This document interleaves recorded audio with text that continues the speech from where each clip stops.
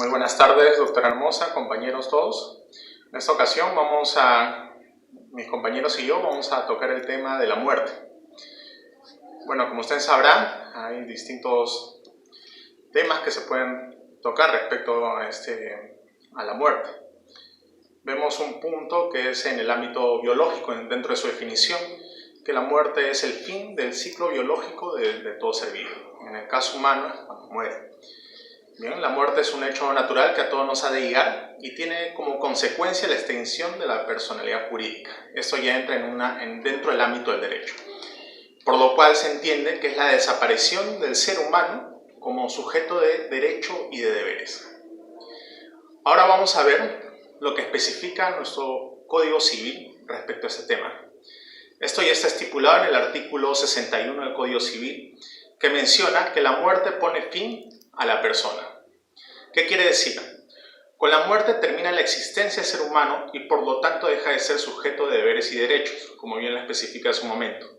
Se entiende por lo tanto que todas sus relaciones y situaciones jurídicas se cancelan en cuanto a ella misma, aunque algunas pueden ser transferidas a los herederos.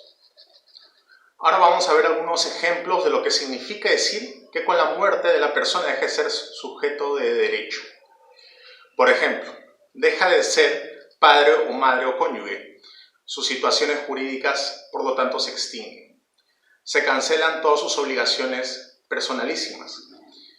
Otro ejemplo también a destacar es que si existe algún juicio por responsabilidad penal contra la persona y ésta fallece, el caso se archiva y no podrá seguir el juzgamiento.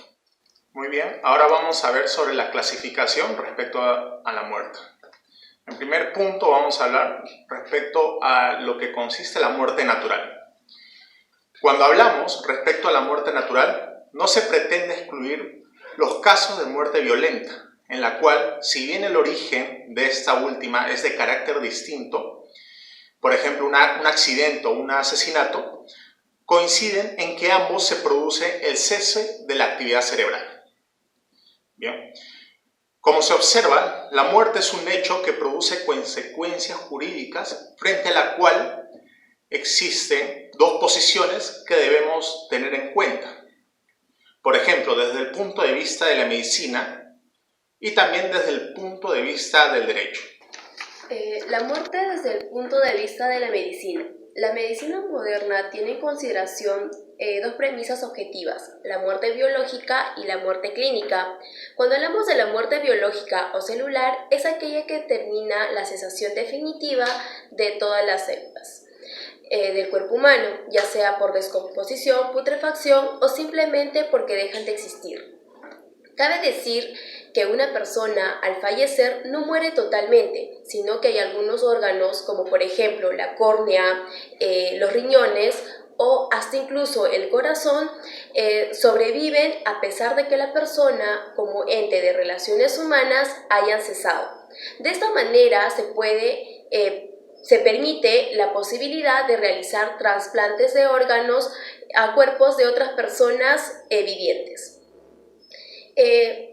Tenemos esta que se clasifica en algunas fases, como la muerte aparente. Cuando hablamos de la muerte aparente, es la situación en la que el sujeto está vivo, pero sus funciones vitales están débiles y que parece que estuviera muerto. La muerte relativa es la suspensión de las funciones, pero en algunos casos es posible que se reviva de acuerdo a maniobras extraordinarias. La muerte intermedia. Se extinguen progresivamente las funciones vitales sin que sea posible la recuperación. Y por último, la muerte absoluta, que vendría a ser el cese definitivo de todas las actividades biológicas del ser humano. Ahora, la muerte clínica. Cuando hablamos de la muerte clínica, es la cesación definitiva e irreversible de las actividades cerebrales del ser humano. Ahora, antiguamente determinaban la muerte de una persona de acuerdo a la pulsación o en este caso el aliento, pero actualmente la ciencia va avanzando y ya se han encontrado otras medidas para determinar la muerte.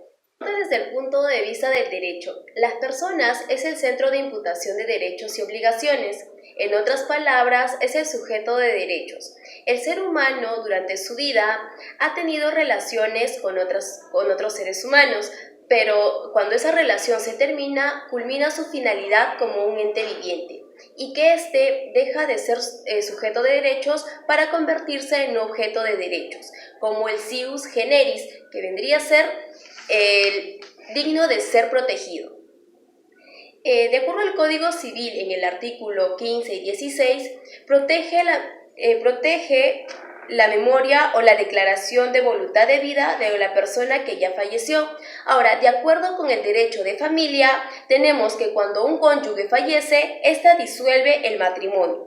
Ahora, con respecto a la muerte y el artículo 61 del Código Civil, nos prescribe que la muerte pone fin a la persona. La muerte civil. La muerte civil fue una institución que durante muchos siglos estuvo en legislaciones de muchos países. Básicamente se aplicaba en casos de castigo por un delito, una pena, o bien a las personas que optaban por la vida religiosa. Esta institución perduró hasta más o menos el siglo XIX y se aplicó básicamente por dos causales, como se dijo. Uno, como pena, como castigo. Generalmente era por destierro, y la segunda razón es cuando la persona optaba por la vida monástica, la vida religiosa.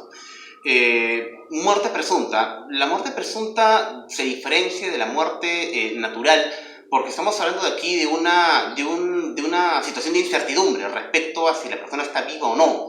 La persona puede haber desaparecido por mucho tiempo, no se sabe respecto de su paradero, no se sabe dónde está, así que por esa razón es que se puede solicitar esta figura, o puede aplicarse esta figura, ¿no? Y esto pues lleva una serie de cosas, ¿no? Por ejemplo, si una persona no está presente, su esposo, si es mujer, o su esposa, si es hombre, puede casarse de nuevo si quiere hacerlo. ¿Qué pasa con sus bienes? ¿Los puede heredar o no? ¿Se pueden repartir? Entonces, esta figura sirve para eso, para solucionar este problema.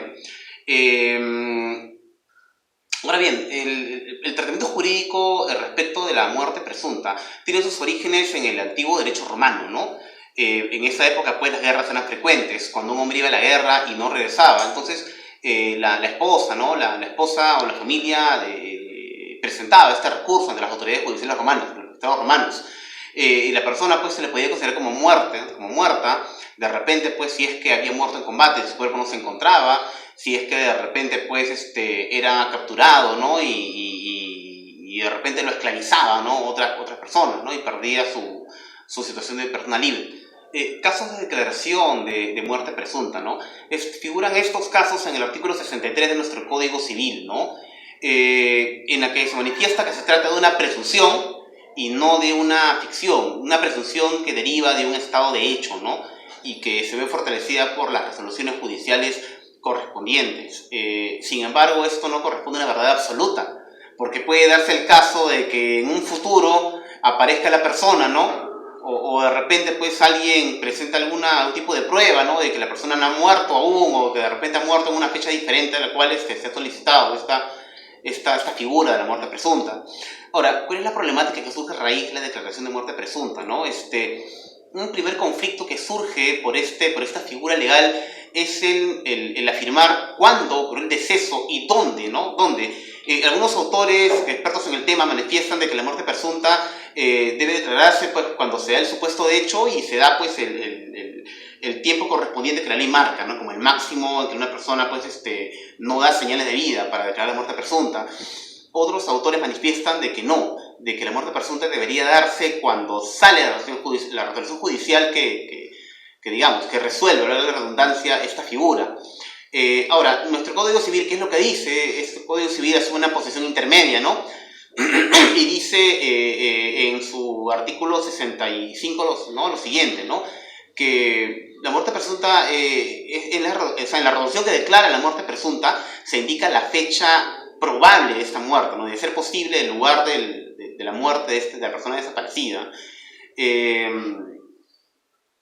Bueno, entonces estamos hablando, en este caso, ¿no? Estamos hablando de una declaración judicial de tipo declarativo, ¿no?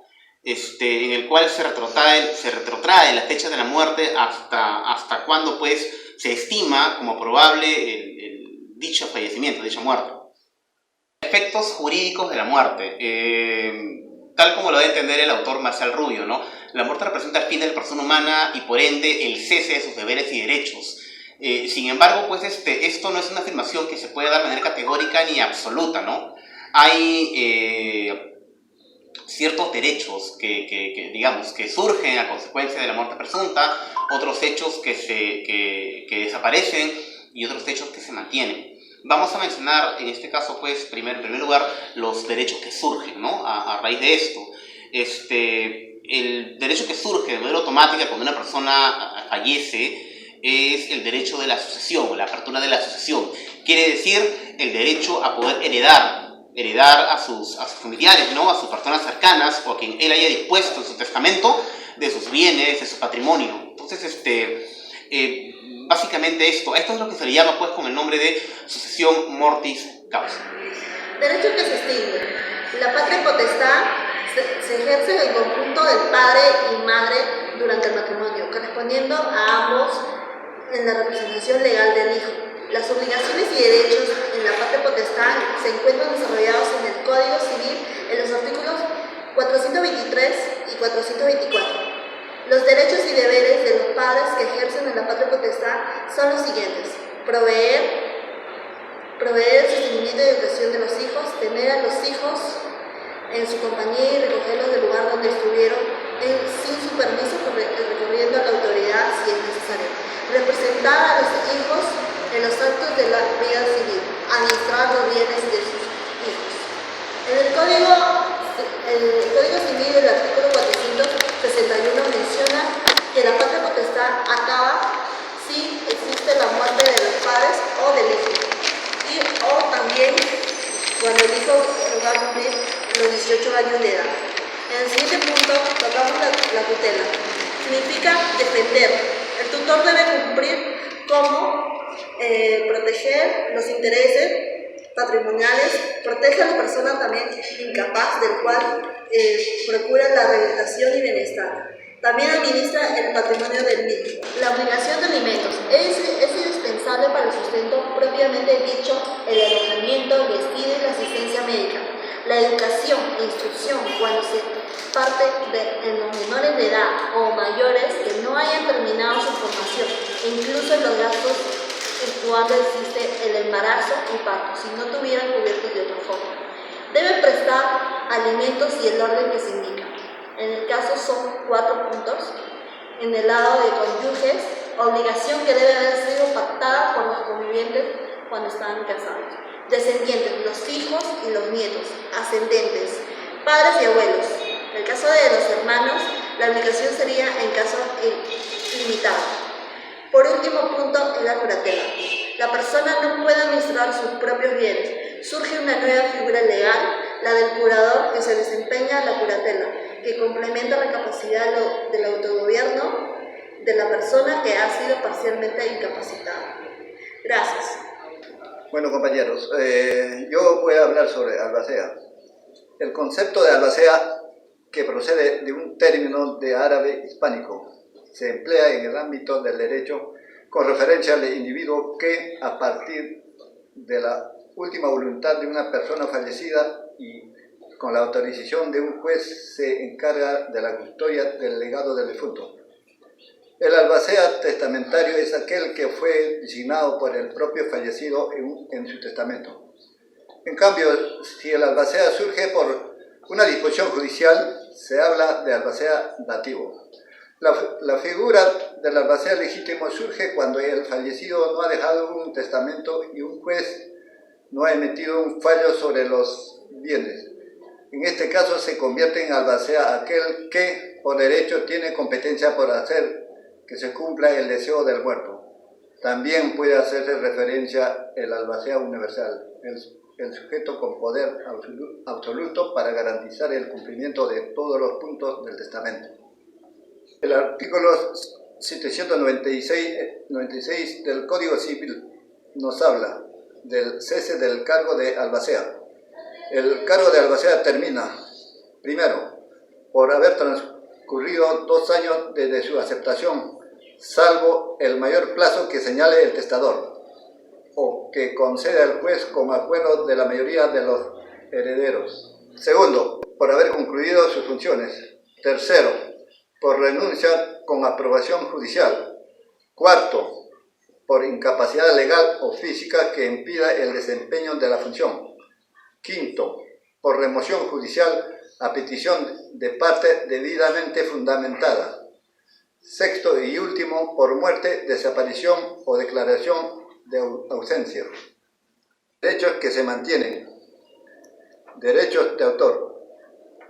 Respecto a este acápite, se pronuncia la Comunidad Andina de Naciones mediante su Secretaría General en su Comisión de Propiedad Intelectual, la cual el 17 de diciembre del 2003 emitió la resolución número 351, afirmando que el autor es la persona cuyo nombre, seudónimo u otro signo que la identifique aparece indicado en la obra.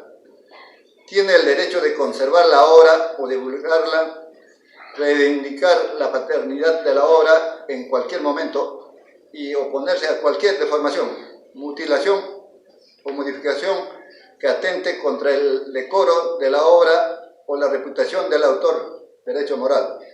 Tiene también derecho exclusivo de realizar, autorizar y prohibir la reproducción, comercialización, traducción, arreglo u otra transformación de su producción, derecho patrimonial.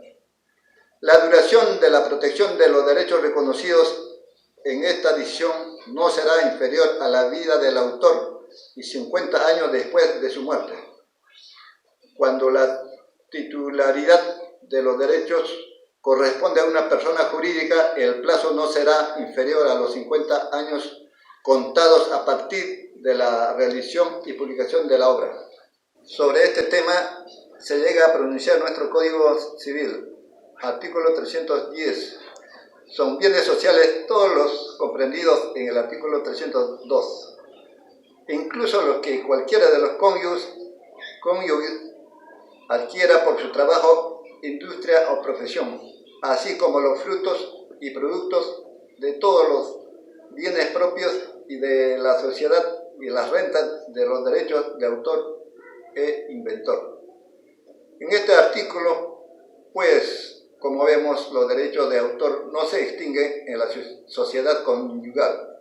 Después de la muerte del cónyuge a quien le pertenecieron, sino que perduran por un buen tiempo, como una manera de subsanar la falta que pueda hacer una persona, aunque esta subsanación solo pueda ser de carácter económico. La muerte de varias personas. En ciertas situaciones interesa determinar cuál de dos o más sujetos ha muerto primero que el otro. Esto resulta muy difícil cuando los sujetos han fallecido en un mismo acontecimiento, sin que existan indicios de orden en el cual ocurrieron las muertes, como por ejemplo las grandes catástrofes o los accidentes fortuitos. Así se dan los casos en donde se presentan muertes simultáneas, en las cuales no se puede determinar quién ha muerto primero. Como ya acabamos de mencionar, esta situación no importaría demasiado si es que no existiera un régimen patrimonial. Solo para poner un ejemplo, tal como nos lo afirma Marcial Rubio en su caso. Continuando con las nociones previas de la muerte, hablaremos de la conmoriencia. Ese sistema consiste en que a la falta de pruebas se considera que las personas murieron al mismo tiempo. A falta de pruebas se presumen todos muertos y al mismo tiempo no hay transmisión de derechos de uno a otro. Estos sistemas, tanto la conmoriencia como la premoriencia, son utilizados sobre todo por las legislaciones en los relativos a la forma de suceder. Certificación de la muerte. El certificado de defunción general o fetal es un documento gratuito que indica el fallecimiento de una persona o feto. Este contiene los datos personales del fallecido, la causa básica, la fecha, la hora de la muerte, Quien entrega el certificado a un familiar o persona interesada es el médico tratante, el médico que constató la muerte, el médico legista que practica la necropsia. Este certificado de defunción es necesario para generar el acta de defunción que será entregado en la RENIEC. En cambio, el certificado de defunción fetal no genera acta de defunción, pero es necesario sí para el entierro o cremación del cuerpo. Como conclusión final, entenderíamos que la muerte natural es la única causa para que se extinga de modo absoluto la personalidad jurídica de la persona natural. Con la muerte de la persona humana para convertirse de sujeto de derecho en objeto de derecho, aunque naturalmente se trata de un objeto sui generis. Por el solo hecho de la muerte, los derechos y obligaciones pasan a sus sucesores. Fenece la sociedad de gananciales, se disuelve el matrimonio, se acaba la patria potestad y se archivan los juicios de responsabilidad penal. Entre otros casos que la persona... Eso sería todo. Muchas gracias por su atención.